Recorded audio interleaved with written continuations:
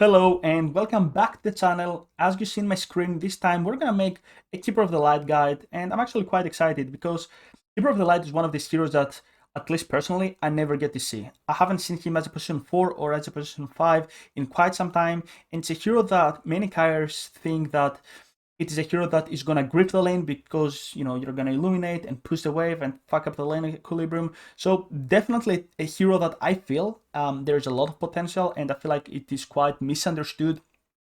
And yeah, hopefully after at the end of the guide you will be able to play Kotl guide, at least in the lane stage, because in the mid game pretty much everybody knows how to play Keeper of the Light. Push waves, chakra cores. I think it's quite more simple, even though it has a lot of buttons. Definitely a hero that it's more simple later in the later stages, but in the laning stage it feels like you need to be a little more careful. Hi, my name is Jeff. I'm a 6K player in the Europe region, and what we do in this channel is mainly we do support guides for the laning stage.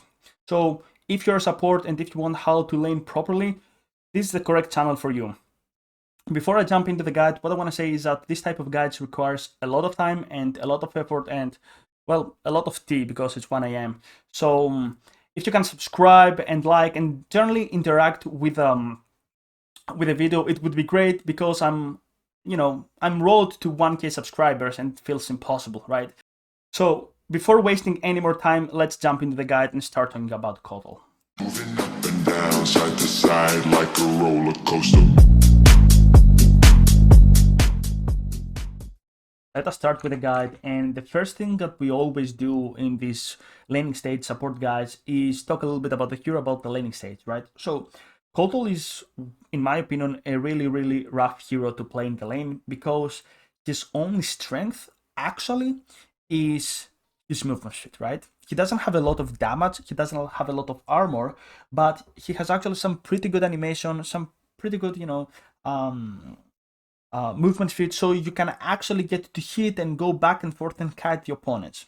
Now we're gonna talk a little bit about the spells, right? So we have Illuminate, which is a really good, it's a lot of damage generally, but the problem is that it is not on target, it's an AoE, therefore you will definitely screw up the wave. If you're not familiar with Illuminate, you might as well go check that. But generally, if you use Illuminate casually as a position 5, you're gonna screw up the whole lane equilibrium, and your position 1 is gonna get really mad at you, right? In the position 4 role though, feel free to do that, with the exception though, if this is unblocked, then you can just push a wave, side pull, deny XP, and everything is gonna be good. You need to make sure that in the position 5 role though, you're gonna be a little bit more careful with that. Now we have Sacro Magic, which is insane as a spell. It is insane. It is, if you play with Gyrocopter, if you play with Luna, if you play with this type of low cooldown heroes, it is insane in the laning stage. Now if you have something like, the other day I had the Lifestealer, where obviously it's absolutely garbage as a spell. Like Lifestealer and Kotl in the laning stage doesn't really make that much, right? And then we have Sorrel Bind, which is it's really good as a spell, but you need to make sure that if you go, for example, for 1/1/1 build, you might be out of mana, right? Because then you will not have Chakra Magic, because Chakra Magic level 1 doesn't really give that much mana. You will not have Chakra Magic to use both of the spells and also give mana to your position 1 or position 3, right? Depends as well. So you might find yourself, just like Lion, in a really rough spot. Okay, now instead of in terms of itemization, if you're position 5, you usually go for Windlace and a lot of consumables, and then you just rush Tranquil Boots, right? I went for the Magic Stick because I didn't really know if I had like a choose position 3 or a choose position 4. I wasn't really sure, but I was so confident I'm gonna find some D words. So yeah, you're gonna see. And to the position 4 role, you usually want to get boots, but we'll get back to that later. So let's jump to the first game, and right now I have Keeper of the Light, and I get to play versus Spirit Breaker and Necrophos, which is kind of a tough matchup, right? It's kind of a tough matchup because if you see, Spirit Breaker is quite high health and Necrophos has a lot of sustain, because he can always kill creeps. So I need to make sure in my mind that the Necrophos will never actually get to, if he's low HP, I don't want to actually contest creeps, because otherwise he's gonna regen back. And of course Medusa He's probably not the most aggressive hero in the game, right? Early on, he just struggles a lot. These guys laugh a lot, and I just don't like them. So, where is it? Necrophos. These guys laugh honestly a lot. So, let's go back 10 seconds. So the first thing that I did is place a ward here, but Puck is a little bit faster, so he did that. Okay, so I really like this aggressive ward. If it wasn't for Puck, I would place it myself, because look at my movement speed, and if there is a Necrophos, look at his movement speed, right? 280. It's also nighttime, right? So I will definitely not be seen. In future patches, if it's daytime, just pick up a smoke and do the same thing. Place a ward on the opposite uphill, okay? So, blocking the camp, and now that might be a mistake, right? That might be a mistake, and here's why. Sometimes I might actually push the wave too much, and I might need, and this might be blocked, so I might need this camp to actually sidewall this way.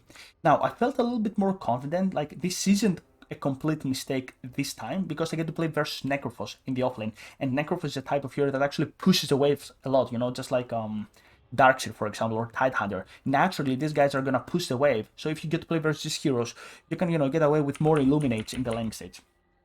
Anyway, I'm trying to contest runes. Like with Keeper of Light, you always want to contest runes, because Illuminate, which is usually 9 out of 10 times, this is what you're gonna skill. Illuminate is actually a great spell. So, you know, even if you don't actually contest a rune, you might as well throw in Illuminate. It's usually 200 damage, so it's quite well. Okay, it's a lot of damage to actually not contest runes. And using Illuminate here, I like the confidence on Bane, because if you don't have vision and you see 2 players there, you don't really do that. What does this mean for us though? They probably have a vision. I gamble and I find the word, because I'm so confident that there is no way a Bane is gonna walk to that, like watching 2 heroes and don't hesitate at all, you know, like he doesn't hesitate, so he knows that it's just the 2 of them and not like 5 people. That means he has more information. That's why he probably has a word. That, you know, I kind of gambled, but I got you know, I got reward for that. And what are the first items? Yes, you're correct. Tango Salve, always. Okay, and the laning stage starts, right? Now the first, like what you want to learn with Kotl is usually the laning stage is actually being decided in the first couple of waves, right? So let's see what's going on. Believe it or not, usually you go also windlays, right? Usually when you get to play, you know, if you've seen other guys like Crystal Maiden, Lion, and you see something like Spirit Breaker, Tusker, you really want to play like this way, like so you can dodge them as much as possible. But Kotl is so damn fast. He's so fast that there's like, even if you play here, you can just right click him, right? But I know that Spirit Breaker will not really do that much damage. The hero that I really, you know, I'm interested in dealing with is Necrophos, who level 1, level 2 until level 3, which stabilizes a bit level 3, he's quite squeezy. He's not that strong. Okay, and you see how they just go on here? They just attack Medusa. I'm like, okay, the lane is already being pushed. Full Illuminate and right click as much as possible. You see that? I really want you to show that. Do you see how much damage I do to Spirit Breaker? You know, just with right clicks, right? Just with right clicks. I just, you know, I do 20 damage and 40 on Necrophos. And look what we're doing. We're literally abusing the fact that we have a lot of movement speed. 1 right click, 2 right clicks, 3 right, like 5 right clicks. That's a lot of damage, right? Consumables are coming. And of course, now that's a little bit of a trick. Let's go back a little bit to see that again. And this is, if you want to master Kotl, this is one of the things that you need to learn. Look at that. Do you see the cast time? Only 1 second out of 3. If you feel like, you know, you cast Illuminate in a line and they are going right on left, you just move so you can instantly pop it. You don't always wait full cast time, right? And all of a sudden we get first blood and the lane feels quite easy. Acro Magic, always use it off cooldown, always, unless you are waiting for your ally to actually use something, and then you can just Chakra Magic. For example, later in the game, I wait Puck, and I play with Puck, and I don't get to use Chakra Magic on him unless he uses Orb and Silence. I wait to use both spells so I can Chakra Magic and get the most out of it. Okay. And right now, of course, I feel like quite confident. We have level 2, they're level 1. What does this mean for us? Like level 2 power spike. Look at that. They try to kill him again. And look at that. I chakra myself, right? So the reason why I do that is because let's go back a little bit. If I don't do that, I'm completely useless. Let's see Medusa perspective, right? She uses the second, the snake, which is like a really good spell journey. It's a really good snake, but it doesn't deal that much damage, and it doesn't really, it's not really a spell that's gonna save you, because level 1 doesn't really return that much mana as well, right? It's like 11%, it's not that much. But Illuminate, even 1 second is like 100, 150 mana, right? And we just get the kill. And of course, I have again Illuminate. If he weren't to die here, I would just blast this way and I would just kill him, okay? Now I see that it's blocked. I saw that coming, you know. I D-ward, and of course back to the lane. It's 2v1. This guy's alone. Here, honestly, I really want to mention that out. If you're lower MMR, you know, Crusader, Guardian, you should actually take that last hit. I felt confident my Medusa is gonna take it. I shouldn't actually, because she kinda missed last hit, but it's like I had faith in Medusa. She seemed so far that she was playing quite decent, right? So I want her to take the last hit. At this moment, you know, I'm actually look at my items. I'm close to my triangle boots, and there's nothing for me to do. I can't really pull this one, you know, because it's not spawned. I'm casually chilling, and you know, I really want to get my level 3. I see here, oh, that's really some really good play, and kind of shows power of Kotl. He's alone, so I get to bully him. And of course, if I have something like a troll, an Ursa, a Luna, a Gyrocopter, I would play way more aggressive because I can, a PA, right? I would just play way more aggressive because these are heroes that I can follow up with. But Medusa is not the type of hero that can do that, right? There you go. There you go, and you'll see. I really want to go back to see that again. Do you see how it just goes way too cocky? And I really want you to see my mouse right now. Do you see how it just used in this line? If you've seen Trend Protector, it's similar to the first spell of Trend Protector. He, like, if he wants to avoid that, he has to walk himself towards here, but if he goes there, we'll just run him down with right clicks. And right now, I just don't care about Creep Wave, right? I just screw up with the enemy offlaner, and look at that. Perfect. I get level 3. Instant mana leak. Instant mana leak. Because why would I skill Illuminate? It's on cooldown. I will not get the most out of it, right? So all of a sudden, look at that. Using spell, Sacro Magic on myself. Ah, yeah. Sacro Magic, where did I use that, honestly? Ah.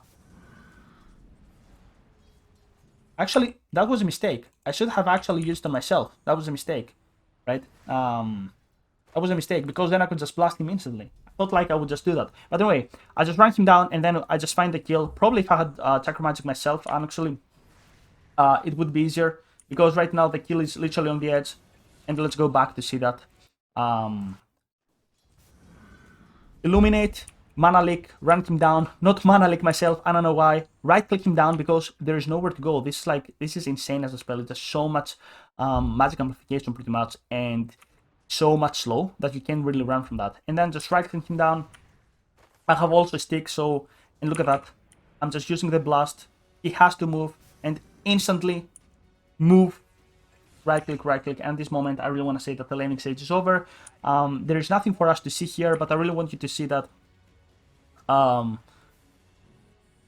you know, the moment I realize that, you know, they keep coming, if they keep coming, you are keep spamming, right? Because, you know, just because we got a couple of kills doesn't mean that the laning stage is over. But I feel like the more levels Medusa has, the harder it is for the enemies to actually deal with her.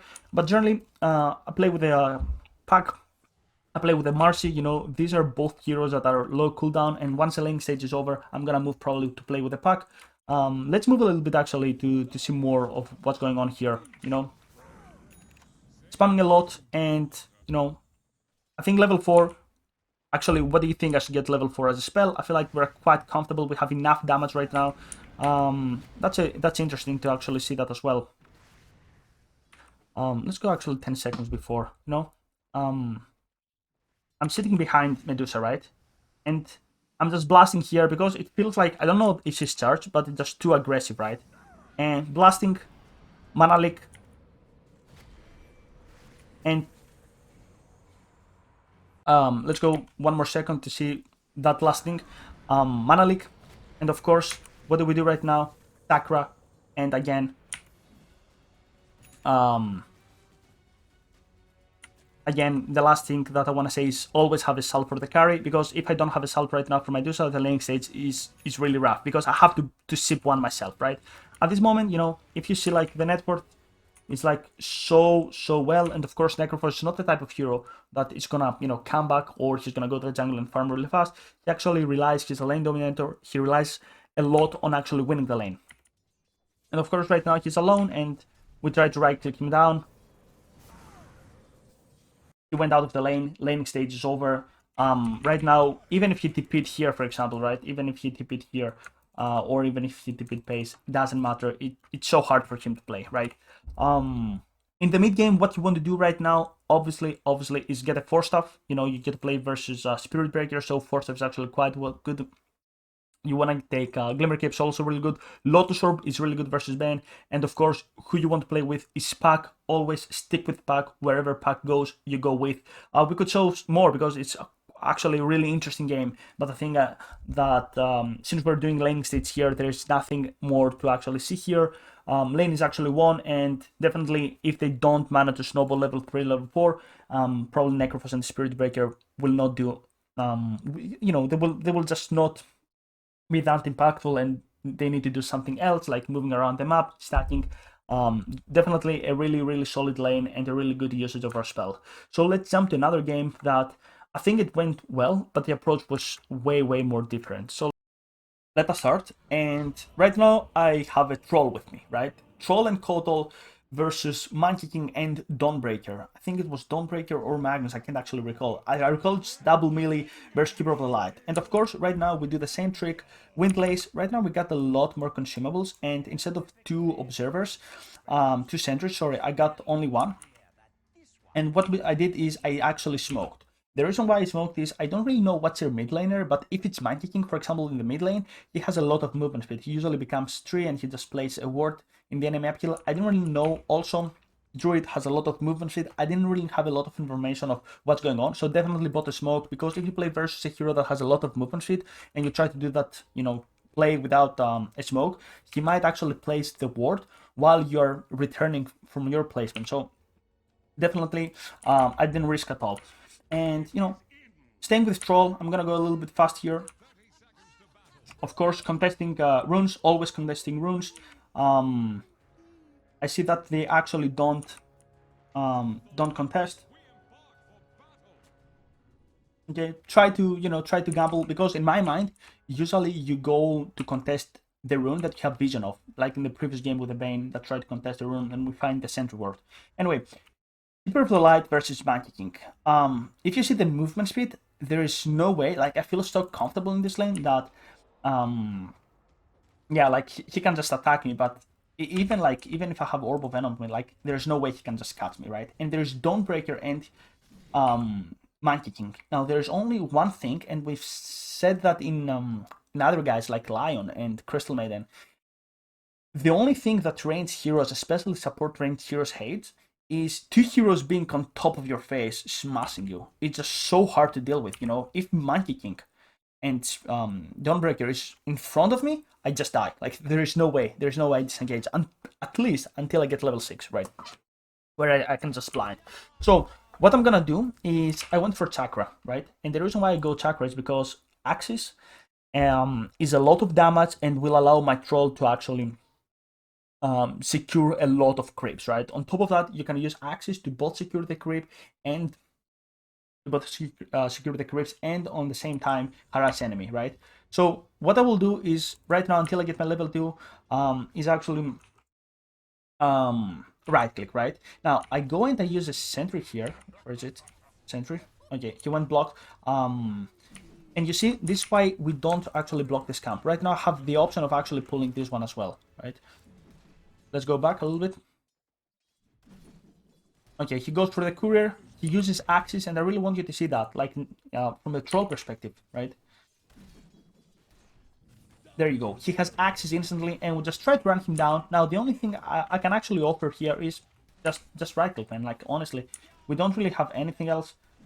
He tries to solve, And of course, I use this again chakra of cooldown because he used axes, so he has reduced cooldown, right? There you go. That's a really, really good play from the troll. Which is, you know, he actually abused the fact that he has infinite mana and he just throws it. If you have played troll, it's actually insane. And right now, I really intended that. I really want you to see that. Do you see how he just tries to bully me? And all of a sudden, I just go into the creep wave and I turn because I want him to pull the aggro. Because right now I can just right click him a lot. You know, I just in the meantime he has to deal with the creep wave, and I created 2v1 scenario here. There you go. Apparently we're playing with the genius here. There you go. And I really want you to see this whole play because the way you actually win side lanes is 2v1 scenario and having more levels than the opponent. He has to deal with the creep wave, and if this doesn't happen here, for example, I can just right click Monkey, and all of a sudden he just has to deal with that. I'm watching this, and of course, Chakra, I get to illuminate, Monkey TPs, and of course we have more levels than him, and we just run him down. Illuminate gives vision, we get the kill, we have a really, really solid lane right now. And of course, we have done that without actually griefing our position 1, right? The lane is actually really good, and I feel like, you know, maybe we should actually pressure this guy, but I feel like there is no need, right? We just actually need to go long term. Single pull, and the reason why I go single pull is only one. Usually with Keeper of the Light, just like Warlock, you want to slow the pace down and deny as much as possible, but right now I feel like we are in a lane that we can actually kill. So I want to act like that, right? Perfect. You see how Mind King is here? I'm like, okay, maybe we can pressure the Dawnbreaker, and of course, I have a lot of mana. If I had no mana, most likely I would go Chakra or Illuminate, right? But since I'm full mana, that means all my future chakras are gonna go on the troll. And you know, I went for Chakra, didn't work out because I felt like, okay, maybe we can pressure. Troll didn't follow up, you know, miscommunication happens all the time, and there you go. I think at this point the lane is in a really good situation. Of course, this is a camp that we try to take advantage of, right? We try to take advantage. That's why we did not block it. And let's go back a little bit to see we finally use our first Illuminate in the creep wave, and look at the situation where this happens. Dawnbreaker commits, he cannot disengage, right? Look at that. I'm like, okay, right? Didn't work out because if you see, I actually missed Illuminate, and this is like the worst thing that can happen to your lane, you know? Just this is pure griefing, for example. If I were to hit, for example, that would be great, but I think I missed Illuminate, and that was actually quite hard. The fact that Monkey Kings actually hit me means absolutely nothing. I know that he can never kill me because it's not a core Monkey King. Like, he can just do whatever he wants. Like, there's no way. I can just disengage. The only thing I'm afraid is a Monkey King and a hammer on top of me. But if you go a little bit back, for example, this happens, okay. He uses hammer, so I feel like, okay, whatever. Like, Monkey King, you can just hit me. I can just disengage whenever I want to, okay? And of course, I really go back and forth to really see when you can actually get away with Illuminate, right? So I'm under tower. What does this mean for me? Even if Mind King hits me, I have extra armor right now. So, and all of a sudden, 2 heroes, right? And you see how I can't cast full Illuminate. At this moment, we just run. Look at that. Chakra, of course, to my troll. I think this is a really solid laning. With Kotl, right? And the last thing I want to say, always have, I need to wear my glasses, always actually have salves and tangos for your carries, right? I think it's super important. Monkey King doing Monkey King stuff. And I really want to show you one last thing, right? One last thing here. You always stack, like, stacking is obviously something everybody knows, right? With Kotl, it's quite famous.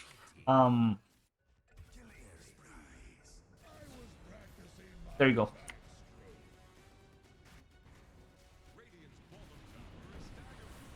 There it is, okay?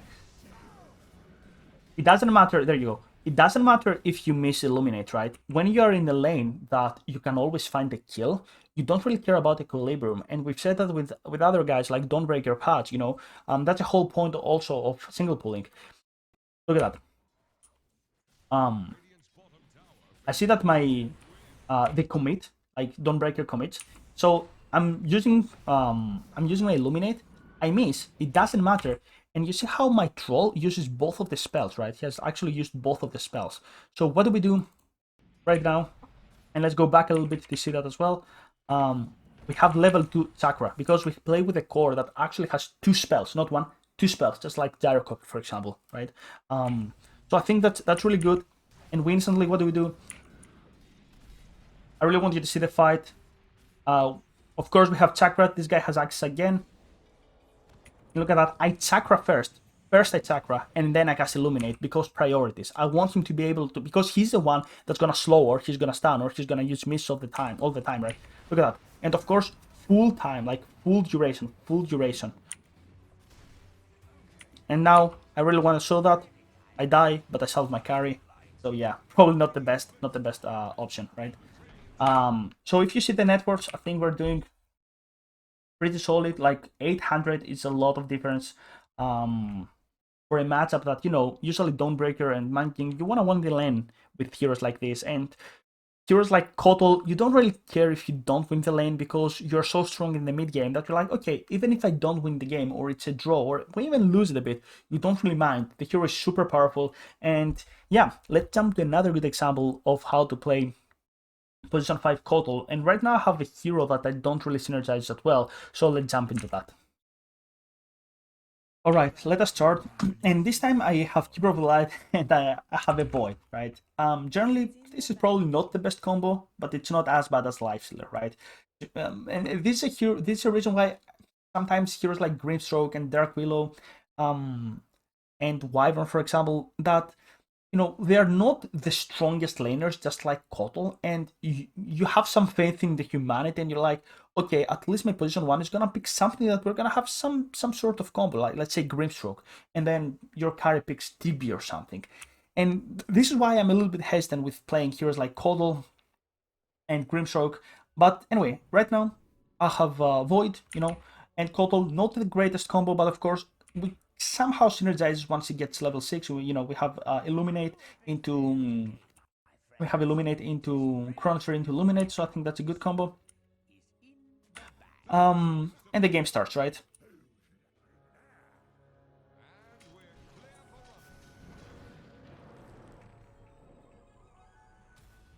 Perfect. Right now I actually got the lane ward, right? I think they didn't want it bot or something, and I got the lane ward. And right now we get to play versus Spirit Breaker and Grimstroke. If you've seen the Crystal Maiden guide, usually the position 3 and 4 synergize really good. Like instinctively, they just pick something that they have a really solid combo. Of course, this is a 5-man stack that we play with, so you know they pick really solid. And if you see their lineup, they have some quite solid lineup, but so do we, right? Block the camp, and the reason why I block the camp is I feel like this is a wave that, if for example, if the lane does not push and if the lane just comes here for some reason, it's just so hard, you know, to actually leave my Void so I can pull. So I don't mind. I just never want them to sideball because in case they actually do, we're in a really big trouble, right? I don't think I can actually contest, and I don't think I can actually stop. What I could do though, now that I think about it, is that, you know, since Grimstroke does not really threaten me in the early levels, I could just body block the first time, and then I can get to choose if I can block it or not. So what I want to do right now is somehow, like for example, Void versus Spirit Breaker is okay. Me and Grimstroke, you know, we also don't trade that well, but the two of them are like here, and we're like, meh. So what I want to do is, you know, drag the attention away from Grimstroke, right?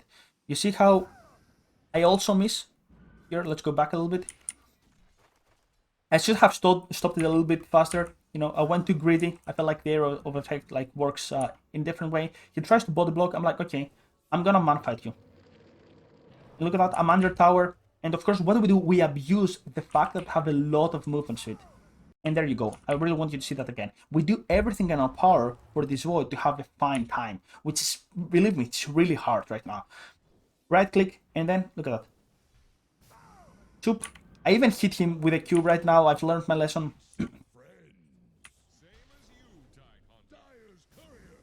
and just run him down. Probably place the ward here, and off cooldown chakra all the time, right? Now, the only way you actually maybe find the kill with Void is maybe if he goes level 3, time dilation, you know. For example, it's good sometimes with Void not to go Burst, to go time dilation level 2. I want to say it's quite important because then you can just find kill, right? And look at that. And now they got level 2, they got the combo, right? Look my item, generally I like that. In some examples we get first blood, but right now if you don't find first blood, Ring of Regen is really good because you don't really have a lot of mana issues, and Ring of Regen kind of solves your health issues as well. So I think it's really solid until you get your Tranquil Boots. Right now, look at that. They tried to kill me, but I feel like I'm so confident I'm just gonna escape. I single pull, and the reason why I single pull here is because this camp is a little bit bad, right? So I might as well just single pull so I can, you know, bring the creep wave back.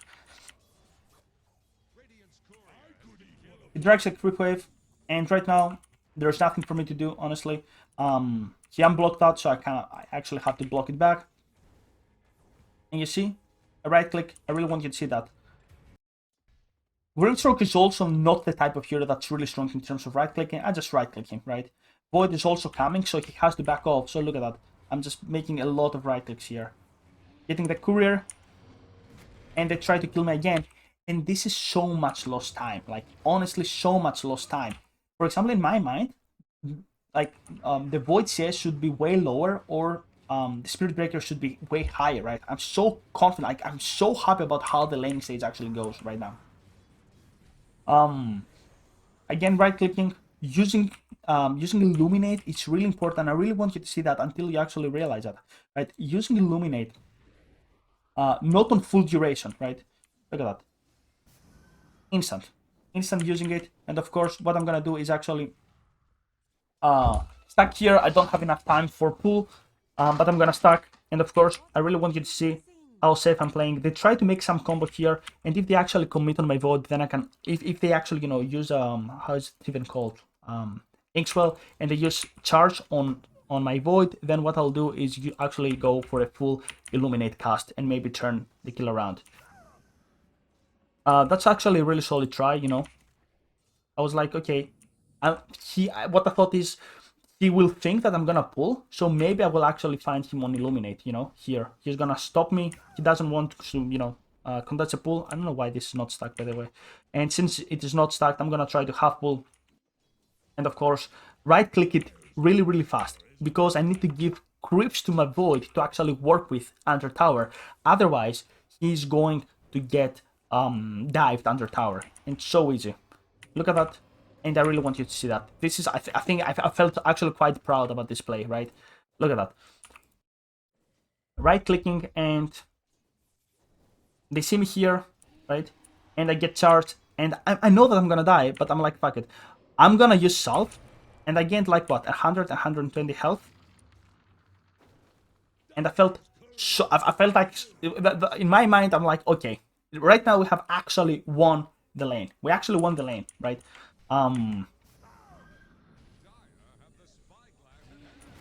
Right? This death means absolutely nothing, by the way. Like, it means nothing because this is a lane that I have a level 5 Void. Doesn't mean that I'm level 2. It means absolutely nothing. This is a lane that we're supposed to get destroyed, and we're actually doing so well. So I'm gonna show until Void is level 6. I feel like at this moment Void's gonna get level 6, and I might as well just, if you see, like, I'm just getting really far away, so he can just get the level 6 and finally be able to do something together, right?